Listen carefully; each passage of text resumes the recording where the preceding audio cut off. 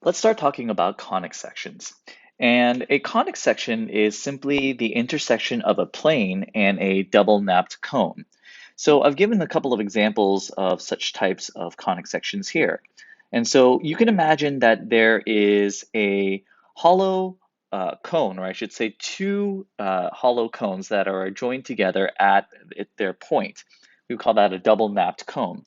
And so if you envision or can kind of imagine a plane as being part of a really, really large sheet of paper, if you will, and in fact, this sheet of paper is actually going on infinitely in all directions. But if you imagine like this sheet of paper or piece of cardboard, if you would, intersecting or slicing through this plane, depending on how that plane intersects through this double napped cone, we have a different type of conic section. So if you imagine that that plane or that piece of paper is intersecting through one of the two parts of the double napped cone at exactly the same angle as the opening of the cone, then you would have a circle. If you go on to this next part, if that plane is now intersecting one of those parts of the double napped cone at an angle, or I should say at an angle that is not the same as the opening of that cone, then you have kind of like a stretched out circle, if you will, or an ellipse. And then if we go on, you can see that if we cut through part of the cone, we have a parabola. And if our plane then cuts through both parts of the double napped cone, then we have an hyperbola. Now, in the context of our course in pre-calculus, we're going to be working with most of these conic sections in the context of a Cartesian plane, or I should say a rectangular two-dimensional plane, kind of an XY plane. And so we won't really look at it from this perspective, but this is just to kind of illustrate to you what a conic section exactly is. And we'll go into some more formal definitions in a bit. I do want to bring up briefly that there are things called degenerate conics, and these aren't just conics that are really immoral or anything. These are just different types of conic sections, like if that plane were to intersect the double napped cone at exactly the point where the two parts of the cone are joined, or in such a way that it would be exactly along the edge of one cone and along the other opposite edge of the other, then you would have a line. So a point, a line, and also a plane that goes right through and creates two intersecting lines. These are all known as degenerate conics. And we've already worked with points, lines, and intersecting lines in this course before, so we're not going to spend too much time talking about those right now. But we will focus primarily on these four conic sections in this course: circles, ellipses, parabolas, and hyperbolas. So what is the general form of a conic section? The general form of a conic section is as such, and I'll just go ahead and paste that here. I wrote it ahead of time. Let me go through a couple parts of this. So the general form of a conic section is written out as follows: ax squared plus bxy plus cy squared plus dx plus ey plus f is equal to 0. Now, I know that seems kind of daunting at first glance, but every conic section that we're going to work with is going to have a different form of this. In all of them, we typically will see that b is usually equal to 0 in the ones that we work with. Usually b will be equal to 0, so we're not going to typically have to worry about that one. So you can even erase that over here and just move to that. But I'll leave it in there just so we can see the general form. And while this looks kind of like a lot at first, every conic section has different values for these coefficients, so that we just need to worry about those specific forms for those conic sections. Let's start today by talking about circles. And a circle is the set of all points in a plane that are equidistant from a fixed point, also known as the center. So I went ahead and I drew a circle for you here, but let me just kind of break down, make sure we understand how to define a circle in the context of our understanding of conic sections. So if we have a point, and I'm going to call this point the center here. And in a moment, we'll see that that center can also be written in terms of these coordinates h and k, and I won't go into that just yet. But if we have a center there, then we would say that every single point that is equidistant to that center. So for example, if I were to measure the distance from that center to this point out here, and let's just call this point here like x, y, and we'll call this distance here from the center to that point the radius. every single point that has that same radius, so if I were to draw another point out here, okay, so this is a separate point like P2, and we'll call this X2, Y2. But if that distance from the center to that other point is also the same, all the points that we can draw that are equidistant to our center forms what we call a circle.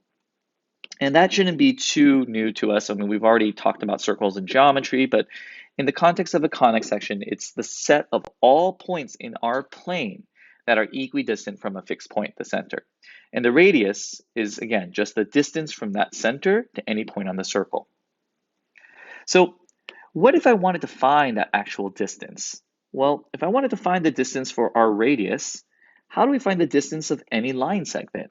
Well, we just use the distance formula. So if I were to write that in the context of what we have here, and I'm just going to go ahead and erase one of these just so that we're not too confused. If I were to go ahead and find the distance between that point and the center, we would say the following.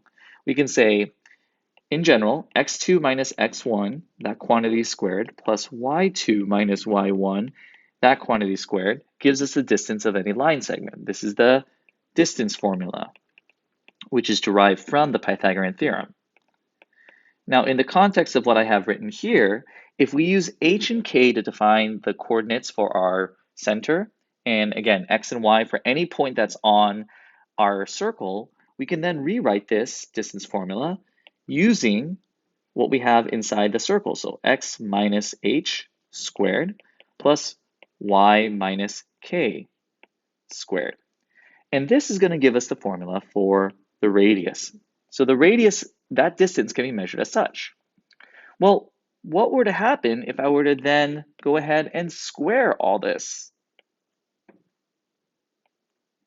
Well, if I were to square all this, look at what we have here. We would then say r squared is equal to the square of a square root is simply that negated, so we just have x minus h squared plus y minus k squared. And what do you know? This is what we know to be the general form of the circle. You probably have seen this before, but again, just to write it out here, this is the general form of a circle, where again, C is going to be defined as our center, which we use h and k typically to denote the coordinates for the center. And any point on the circle, we're just going to usually describe as x and y, okay? So this is the general form of our circle here. And when we are dealing with a circle whose center is at the origin, then all that means is h and k are both going to be equal to 0, and I'm leaving off an exponent here, sorry about that. Again, when our center is centered at the origin, that means our h and k are both equal to 0, so we would typically then just write the following. This is when the center is at 0, 0, okay? All right, so now that we know the standard form of our circle, let's go ahead and let's work through a couple of problems where maybe we're given the standard form or we're given information about the circle and we need to come up with the standard form. All right, so let's try this first example here. So the standard form equation of the circle that passes through 1, -2 with a center at -3, -5. Typically when I work through conic questions, I like to just label all the given information from the get-go. So if I know that this is my center, I know that this is going to be my h and this is my k. And if I'm given some point on the circle, we're told that the circle passes through this point, so it must be a point that lies on the circle. That means this is my x and this is my y. Well, at this point, just plug in whatever you know about this circle into your standard form equation. Well, we can say the following. We can say, well, when x is 1, we can say 1 minus h is -3, so -3, and that quantity is squared. My y is -2 minus, and my k is -5, that quantity is squared, and we don't know our radius, so we're going to need to square that. But based on what we've plugged in, we're actually finding our radius through this information. So we would see that 1 minus -3, that's 4 squared, plus -2 minus -5, that's 3 squared, and that's equal to r squared. So r then is equal to 5. Or let me write this first. R squared is equal to 25. That means R is equal to 5. Now that I know my radius, I can write my standard form equation. I know that it's always going to be x minus my h and my x minus h, so x plus 3 squared, plus y minus k, and since k is negative 5, I'm going to say y plus 5 squared, and all of that is equal to 25. If you want to write that as 5 squared, that's totally fine as well. So here is the standard form equation of this circle based on the given information. All right, let's try another problem now.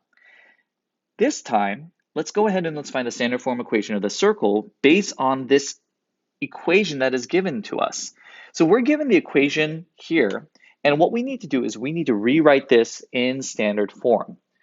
Now, later on in the course, we're going to be given equations like this, and it's not going to be explicitly told to us whether or not it is a circle or a hyperbola or some other conic section, but we'll get much better as we go along with kind of determining what type of conic section that is based on the coefficients and whether or not values are positive or negative.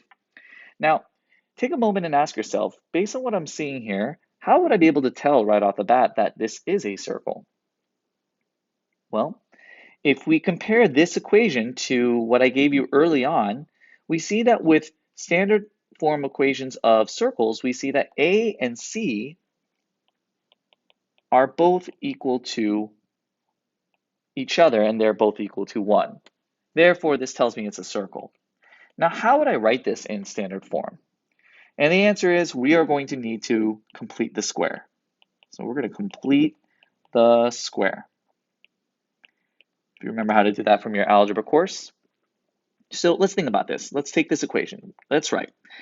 I'm going to group together my x's and my y's separately so that I know how to complete the square for each one of those variable terms. So we have x squared minus 2x, and I'm going to need to add some value here in a moment to complete that square.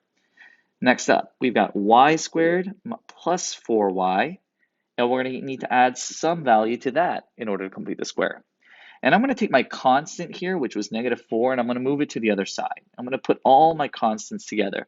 That way, when I'm completing the square, I can add up everything that I've added over there on that side.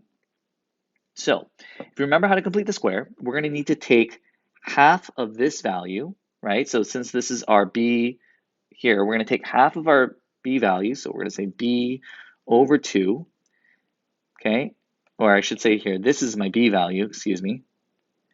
And then here, we're going to want to take half of that b value, and then we're going to need to square it. So half of -2 is -1. -1 squared is +1. So again, half of -2 was -1. -1 squared is +1. Because I added a 1 there, I'm also going to be adding a 1 here. That way I'm keeping my equation equal on both sides. Now let's rinse and repeat with y squared. What is half of 4? Half of 4 is 2. 2 squared is also 4. And again, I'm going to add that value to this side as well. So now that I have that, let's go ahead and let's write this here in factored form. So x squared minus 2x plus 1, that would be x minus 1, that quantity squared. Now let's group together the y polynomial. So y squared plus 4y plus 4, if we write that as a square, we would say that this is y plus 2 squared. Now on the right-hand side with all my constants, let's add all those up. -4 plus 1 plus 4, that's simply equal to 1. And, oh, I actually made a mistake there. When I moved that -4 over, I should have added that as +4. I apologize. So that should have been +4 because I'm adding 4 to both sides to move it over there. And that actually then would give me 9. So this here is my standard form of my equation. And then from here, would I be able to identify things like the center or the radius or the x-intercepts? So my center would be h and k, which in this case is 1 and -2. Be mindful of those signs. My radius then, we know is going to be, if this is our squared, then we know our radius is equal to 3. And based on that information, we can actually go ahead and graph this now. So I'm going to go ahead and graph that. So I know my center is at 1, -2. So 1, -2. And since my radius is equal to 3, I'm then going to go ahead and draw in the 4 directions. I'm going to go ahead and I'm going to draw a radius or a distance of 3 from the center. So we know that it's going to be a distance of 3 for every single point on this curve, but this might actually just help me go ahead and do this a little bit easier. Now, students often struggle drawing circles, and I get it. I'm not a great artist myself, but something that I've found that often helps is if you kind of just break this up into quarters and take your time with it and just draw a quarter at a time, you get something that isn't terrible. And this may not look great in your eyes, but for the intents and purposes of what we're trying to graph, that works pretty well. Okay, so there's my circle. The one part I haven't answered yet is how about those x and y intercepts? Well, this is just algebra review as well. How would we find an x-intercept? We know that an x-intercept means y is equal to 0. So you take your standard form equation that you have here and then just plug y for 0, or 0 for y, I should say, into your standard form equation. So we have x minus 1 squared plus 0 plus 2 squared is equal to 9. And then that means x minus 1 squared plus 4 is equal to 9.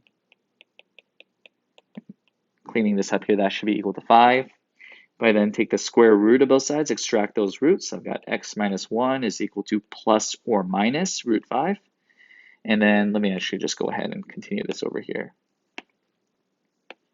Oops, I don't want to move all that. Let's try that again. And so here, I can just say x is equal to 1 plus or minus root 5. Keep in mind, that is not your x-intercept. An x-intercept is a coordinate. So I'm going to write this as 1 plus or minus root 5, comma 0. There's my x-intercept, which again is the place where it's going to cross the x-axis, because that's when y is equal to 0. What about the y-intercept now? Well, to find the y-intercept, we're going to set x equal to 0. So we're going to do the same thing here. We're going to say, all right, 0 minus 1 squared plus y plus 2 squared is equal to 9. We then have, that would be 1 plus y plus 2 squared is equal to 9. And let's just actually write that as y plus 2 squared is equal to 8. Take the square root of both sides. Then I'm just going to do this in one step here, but we're going to say y is equal to -2 once I've taken the square root of both sides. -2 plus or minus 2 root 2, which is just a simplified form of root 8. That means my y-intercept would be 0, -2 plus or minus 2 root 2. And there's my y-intercept. And so now we see where it's crossing the y-axis, because that's where x is equal to 0. Okay? I now encourage you to try this next problem on your own and go ahead and check my solutions with what we have in Classroom. Good luck.